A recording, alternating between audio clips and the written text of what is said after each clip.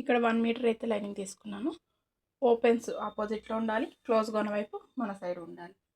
చివర లెవెల్ కరెక్ట్గా ఉందో లేదో ఒకసారి చెక్ చేసుకోవాలి. ఓకేనా, కరెక్ట్గా ఉంది. లేదనుకుంటే మాత్రం స్ట్రైట్ లైన్ డ్రా చేసుకొని ఎక్స్ట్రా ఉన్న ఫ్యాబ్రిక్ అనేది కట్ చేసుకోవాలి. తర్వాత ఒక 1/2 ఇంచు ఖర్చు లైన్ డ్రా చేసుకోవాలి. నెక్స్ట్ మనకి ఇక్కడ పొడవు వచ్చేసరికి 14 ఇంచులు. ఖర్చు లైన్ దగ్గర నుంచి ఈ విధంగా పైకి ఇక్కడి వరకు. తర్వాత 1/2 ఇంచు షోల్డర్ జాయింట్ పై వైపుకి. ఇప్పుడు మొత్తం 15 ఇంచులు. ఓకేనా, అంటే మన బ్లౌజ్ పొడవు కంటే కూడా ఒక 1 ఇంచ్ ఎక్స్ట్రా మార్క్ చేసుకోవాలి. తర్వాత నడుము